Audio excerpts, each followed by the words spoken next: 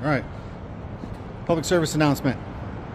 If you're going to go to a car wash and screw it up with all the mud and stuff like that, clean up after yourself. Be a responsible member of the car community. That's all I got.